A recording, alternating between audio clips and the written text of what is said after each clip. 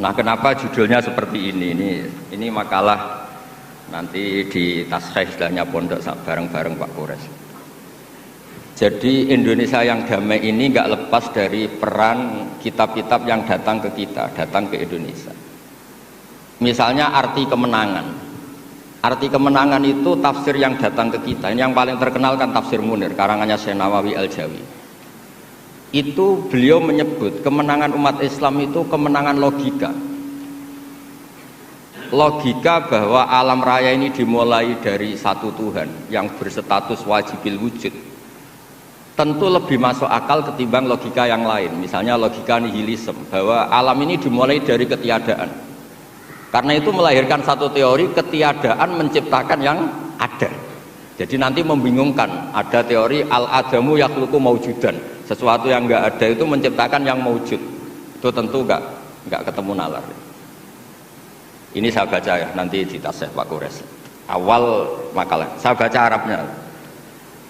Jadi yang pernah kuliah di Fakultas Syariah ini dosennya banyak yang santri saya ini, tapi nggak berani baca depan saya. Nanti kalau salah langsung dipecat sama Pak Rektor. Saya di sini itu mulai tahun 2000 sama Profesor Zeni. Dulu belum rektor itu Pak Fatul Wahid. Tahu-tahu jadi atasan saya ini. Enggak bener itu, tapi nanti di akhirat atasannya saya lagi nanti. Karena yang bisa nyafaati itu orang hafal Quran itu. Jadi harus saya baca ya. Kata Syekh Nawawi, wa may yatawallallaha wa rasulahu walladzina amanu fa inna hizballahi humul ghalibun. Siapa yang mempertuhankan Allah, mengikuti semua aturannya Allah, seterusnya terus pasukan Allah itu pasti menang. Ini ikut Al-Maidah 56. Wa may yattakhidhum awliya fin nusrah fa innahum junduwa wa junduwa humul ghalibun ala a'daihim bil hujjah fa innaha mustamirratun abadan amma bisaulah wa daulah faqad yuhlabun. Jadi kemenangan umat Islam yang permanen itu kemenangan logika. Kalau kemenangan perang, kemenangan bernegara, kemenangan sosial, orang Islam ya pernah kalah. Zaman Nabi Sugeng saja pernah mengalami kalah periode Mekah.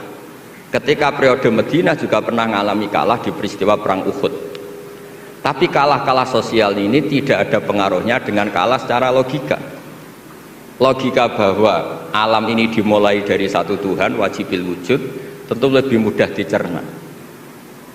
Makanya beliau ngendikan menang itu ala a'daihim bil hujjah fa innaha mustamirratun abadan, karena logika itu yang abadi. Artinya gini, ketika kita secara sosial ekonomi kalah, mungkin secara apa kalah, meskipun kita ada ingin kalah, tapi jangan pakai ukuran itu. Nanti jangan-jangan ketika kita kalah kaya sama nyuwun sewu non muslim, atau kalah kaya sama yang sholat, buruhnya orang tidak sholat, yang sujud, buruhnya orang yang tidak sujud. Anda tidak perlu merasa kalah. Ketika Anda kerja dan tolabul halal, itu yang merintahkan Allah. Jadi Anda tidak pernah buruh di mata Allah, distatuskan tolabul halal, orang yang mencari apa? Halal, dan itu ibadah. Karena Islam hanya ngakui hukumnya Allah. Dulu Sayyidina Ali karramallahu wajhah pernah ajjaro nafsahu li Yahudiyan, juga pernah kerja di orang Yahudi. Tapi nggak merasa hina karena tolabul halal itu perintah Allah. Dulu Nabi pernah nggak punya uang.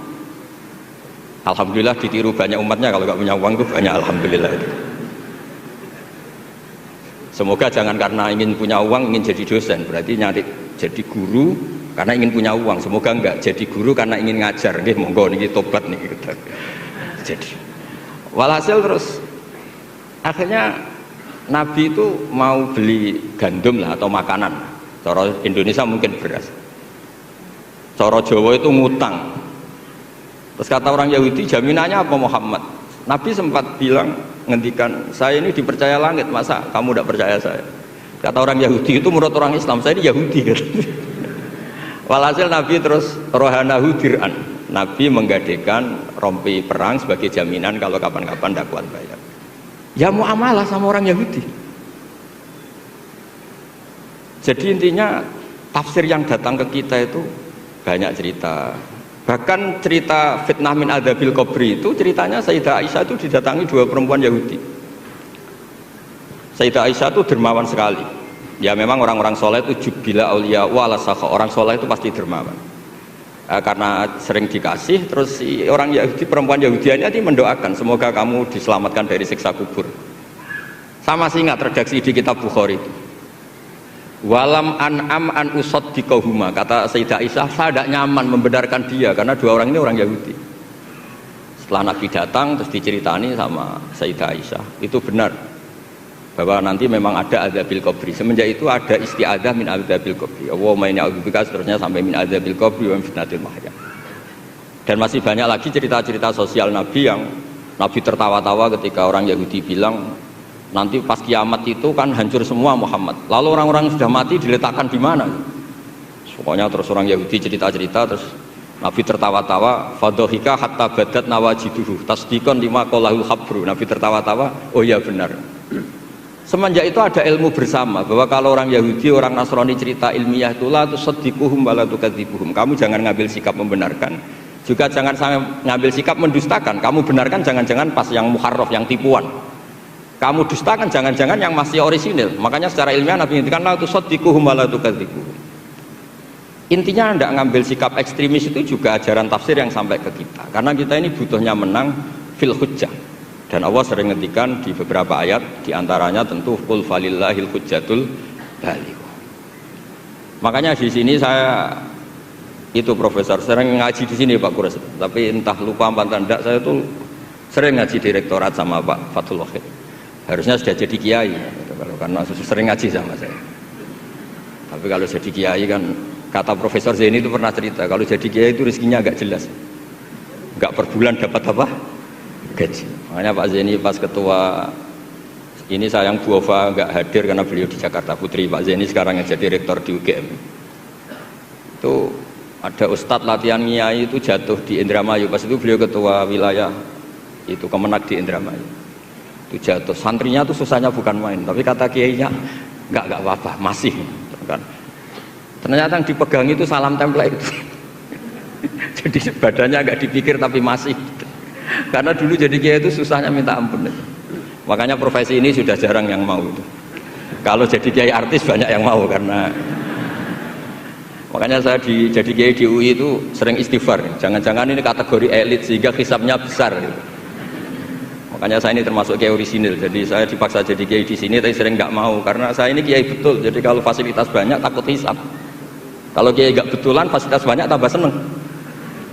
Nah ini bukan nyindir siapa-siapa, ini memang aturan ikhlas begitu. Mukhlishina lahuddin, nggak nyindir siapa-siapa, memang aturannya begitu. Saya cerita di keluarga saya yang masih megangi itu.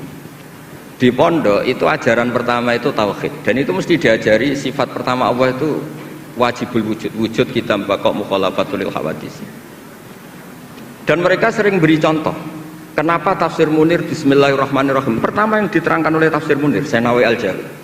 Kenapa Al-Quran dimulai dari ba, dan ba dimulai ada titiknya satu. Itu Allah seakan-akan mau maklumatkan bahwa awalu hadil mawjudat adalah nuqtah wahidah. Pertama wujud, kamu gambar apa saja, saya sering cerita ini tak ulang-ulang, kamu gambar apa saja, entah gambar jelek, entah bagus, tetap dimulai dari satu titik. Angka 1 juta sampai 1 miliar, 1 triliun tetap dimulai dari angka 1. Sebab itu bak di situ kata Syekh Nawawi adalah bi kana makana wa bi yakunu mayakun. Dengan saya kata Allah, yang ada menjadi ada, yang mau ada saya yang mengadakan. Unsur utamanya saya kata Allah. Nuqtatil wujud. Artinya gini, andaikan kita neladani tafsir-tafsir yang ada di Indonesia, kita ini pasti menguatkan akidah, bukan menang kalah urusan sosial, urusan itu kedua ketiga lah, syukur-syukur menang. Tapi kalau kita paksakan itu yang nomor satu, pasti kita sering kecewa. Itu rektor UI itu mesti miskin tuh dibanding pengusaha-pengusaha Jakarta itu. Itu kalau nggak terima, saya ini rektor Universitas Islam, masa kalah kaya, kan repot nanti jadi. Tapi barokahnya qanaah, alhamdulillah gak apa-apa. Ya jadi jelas ya di sini beliau ngendikan yang menang hujah itu fa innaha mustamirratun abadan. Logika itu mustamirratun abadan. Dalam kitab Fathul Bari sarahnya Shahihul Bukhari dijelaskan kemenangan umat Islam itu iltidza dan aklian. Kita punya akidah yang secara akal itu nyaman. Coba Anda misalnya jadi muslim, Anda mungkin profesor, kayak alim, kayak top, terus ditawari satu teori begini, hadil maujudat khalaqahal adamu misalnya, Ini yang alam nyata ini, penciptanya adalah ketiadaan. Kamu pusing 7 keliling. Ini gimana sesuatu yang ada kok penyebabnya ketiadaan? Sebab itu dulu ada sahabat namanya Jubair bin Mut'im. Itu tokoh besar di kafir Quraisy. Saking tokohnya dia yang jadi utusan untuk membebaskan Asra Badrin, tawanan Badar. Pas dia nginep di masjid nunggu ketemu Nabi, Nabi pas sholat maghrib baca wattur wa kitabim mastur fi raqqim mansur. Didengerin sama dia sampai pada ayat am khuliqu min ghairi syai'in am humul khaliqun. Masa alam raya yang seluas ini kemudian diciptakan tanpa sebab yang ada? Atau kamu-kamu yang enggak mengakui Tuhan itu kamu pencipta langit dan bumi? Am khalaqus samawati wal ard bal la yuqinun. Nangis dia. Nangis terus sungkem masuk Islam. Sampai ngendikan fakaan nama sudi qalbi. Sebagian riwayat kada qalbi ayatir, dengan logika yang dibangun Quran itu hampir habis, saya habis. Karena Quran sangat demokratis. Qul ara'aytum ma tad'una min dunillah aruni ma khalaqu minal ardi am lahum syirkun fis samawati. Kalau Anda merasa jadi Tuhan enggak apa-apa. Tapi tunjukkan reputasi Anda. Apa Anda menciptakan langit bumi? Apa ketika saya bikin langit kata Allah kamu ikut urun? Saya sering cerita apa kamu ikut nyumbang semen pas saya bikin langit? Enggak kan? Malah sebagian ayat Allah ngendikan ma asyadtuhum khalqas samawati wal ard. Mereka-mereka yang kamu Tuhan kan ketika aku bikin langit bumi, mereka di mana? Membantu saya apa kata Allah? Kok enak tahu-tahu jadi Tuhannya bumi, enggak ikut bikin, ikut jadi Tuhan gitu. Itu habis Jubair bin Mut'im. Akhirnya masuk Islam. Artinya gini, ketika Islam belum kuat, masih banyak ashabis sufa yang miskin, mondok saja numpang Nabi. Itu hujahnya sudah menang. Makanya kata Syekh Nawawi, yang mesti menang itu hujah fa innaha mustamirratun abad.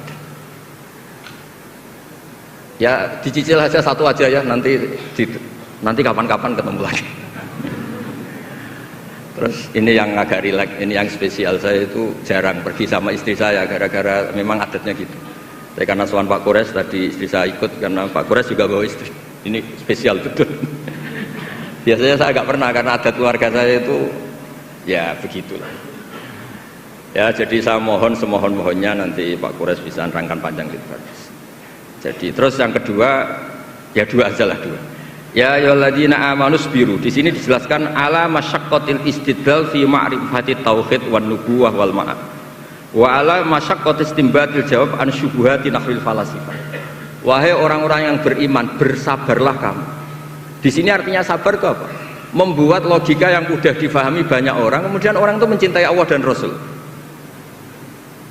Dulu itu ada orang Bedui. Ketika Imam Asy'ari berpendapat, iman yang diterima itu imanul mufakkir, bukan imanul muqallid. Enggak boleh taklid buta dalam iman. Terus ditentang banyak orang. Dulu zaman Nabi banyak orang Bedui imannya diterima. Terus kata Imam Asy'ari, coba kamu jalan-jalan di kampung. Ternyata orang kampung ketika ditanya, bima arafta rabbak, kamu selalu ngurusi ternak, ngurusi sapi, unta, lalu kamu tahu Tuhan kamu dari mana? Jawabnya orang Arabi ini, al-ba'ratu tadullu alal ba'ir wa atharul aqdam yadullu alal masir. Ada kotoran ya ada sapinya. Kalau ada bekas orang lewat ya pasti ada yang lewat. Artinya kalau ada makhluk itu pasti ada atharun min athari qudratillahi ta'ala. Pasti ada bukti yang menciptakan. Itu ulama terus bikin logika. Lah yang saya sering cerita paling populer di kitab saya punya kitab namanya Nailul Ma'mul, karangannya Syekh Mahfud At-Turmusi, itu orang Indonesia juga. Beliau nukil dari cerita Imam Amudi. Saya cerita di mana-mana. Imam Amudi itu gurunya Syekh Izzuddin bin Abdussalam, Sultanul Ulama itu punya guru namanya Imam Amudi. Itu senangannya ngajar matematika, bukan ngajar tafsir, ngajar matematika. Terus ketika beliau meninggal, muridnya tanya. Tadi Profesor Kures juga cerita mimpi. Ini saya cerita mimpinya Imam Amudi. Ma fa'ala bika rabbuk, yang diperlakukan Tuhan kamu itu apa? Ada hanya pengajar matematika. Terus kata Imam Amudi, ternyata ketika Allah ketemu saya mengumpulkan banyak malaikat disuruh ngajar saya. Saya masih hafal teksnya. Istadilla ala wahdaniyati bi hadrati malaikati. Coba kamu terangkan cara menemukan saya bahwa saya ini satu di depan para malaikat. Kalau malaikat kan sudah tahu karena bawa aras, bawa surga neraka. Terus kata Imam Amudi, beliau ngendikan semuanya adalah, beliau ngendikan angka itu 2, 3 sampai 1 triliun sampai berapapun, nisbatu dzalika ilal wahid nisbatul far'i ilal asli. angka itu entah 2, entah 4, entah 1 miliar, 1 triliun. Dibandingkan angka 1 tetap namanya nisbatul far'i ilal asli. Tetap semuanya itu tabang dari angka 1. Fasabatal wahid jalla jalaluh. Maka yang mesti abadi, yang mesti ada adalah al-wahid jalla jalaluh. Allah senangnya bukan main. Loh ini lo pinter, nggak jadi malaikat sudah ngerti kalau saya ini 1. Nah, itu ya pinternya ulama. Isbiru ala masyaqqatil istidlal fi ma'rifatit tauhid. Nggih, clear ngoten mawon. Monggo niki kula saya bulbel karena saya niki anak buah Pak